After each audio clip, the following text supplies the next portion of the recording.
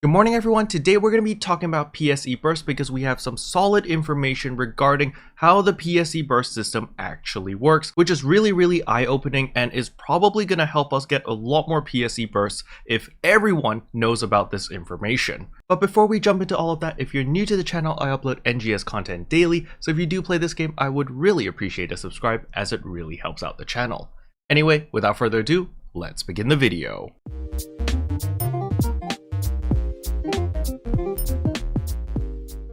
So the first thing I want to show is the TLDR for those who only just care about what on earth is going on without all the proof. And we can see right here, the PSE specifications is PSE change rate when defeating an enemy. When it is an E or an T, there is a 10% chance for the PSE gauge to go up, and there's a 5% chance for the PSE gauge to go down. However, if you're killing random mobs that are not E or T, there's a 10% of the gauge to go up, but a 10% chance of the gauge going down. Now, it doesn't matter if you fail or succeed the trial. It does not have any effect on the PSE gauge. During a storm, we are guaranteed 4 bars of the PSE gauge, and after 5 minutes of not achieving a PSE burst, the PSE gauge will not decrease. However, it will reset the moment you get a PSE burst or the host leaves. This is something that I did not know. I did not know that the host actually mattered, but on top of that, the pity system is actually 5 minutes and not 10 minutes, which is actually really nice. So what does this mean for us, the players? It's actually pretty simple. It's if you are in a public group, so you just join a random room and you're like, oh, I just want people to play with so we kill things faster.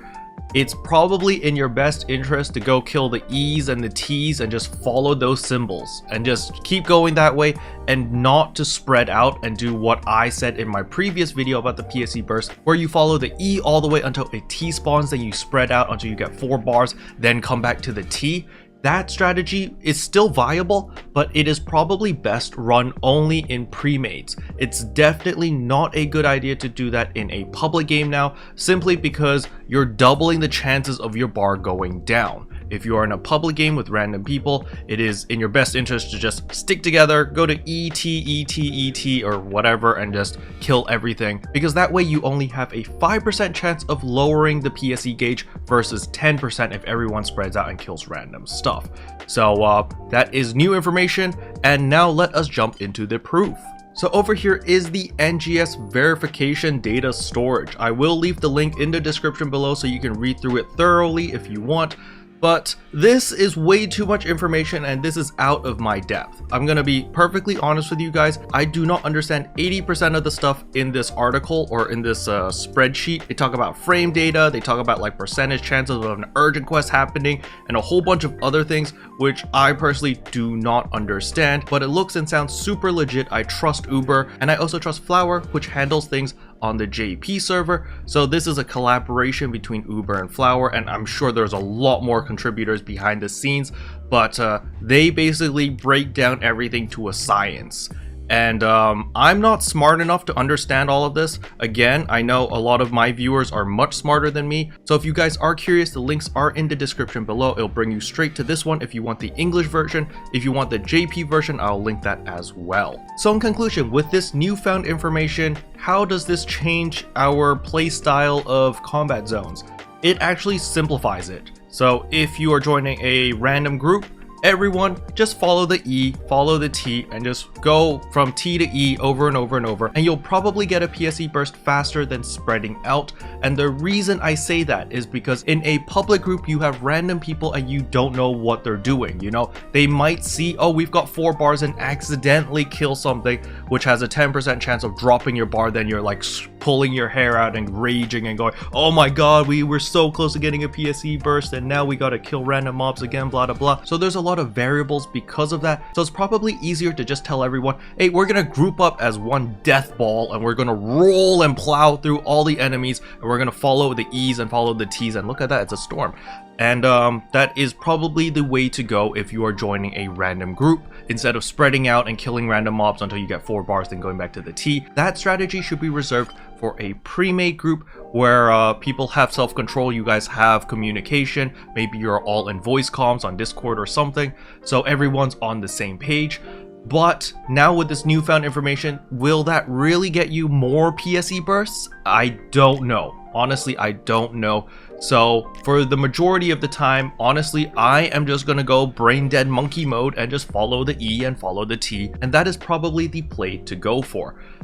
It's easier that way as well because, you know, people see symbol, everyone go to symbol. You kill everything there, another symbol pops up, everyone goes there. That was probably Sega's intention as well anyway. So yeah, if you're in a public group, do that. If you're in a pre-made group, do whatever you want because you're in a pre-made group. But please do not do this. Please do not go into a public group and rage at people for dropping your PSE gauge because they're like either spreading out or they're killing the T's or they're killing whatever.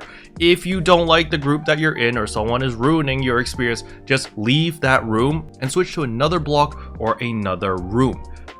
There's no real reason to waste your breath raging at people that don't know what they're doing. Maybe they're new to the game, maybe they don't know the mechanics, whatever, you know, or maybe direct them to this video so that I can get more views and maybe pay my rent. Future Care over here just wanted to remind everyone that there is the PSE protection. So after 5 minutes of not getting a PSE burst, we will basically be guaranteed a PSE burst because the gauge can no longer go down. So just remember that. However, the moment you do get a PSE burst or the moment the host leaves, then that will reset. So do keep that in mind. So if you are the host and you guys haven't gotten a PSE burst in the past 5 minutes, it's probably in your best interest to stay around just so you guys can make sure that you get that PSE burst and then you can leave. How do you know if you're the host? It's when you join a room and you are the first person or you're the only person in that room. That's how you know you are the host. As for PSE burst, well, you know that everything goes shiny, you get a PSE burst and life is good. Special thanks to all the members for supporting the channel. It really means a lot to me. Thank you again. But yeah, that's all I wanted to cover in today's video. Hopefully you guys found it helpful. If you did, I would appreciate a like and a subscribe, and I'll see you guys in tomorrow's video. Bye. Can I say except you're welcome?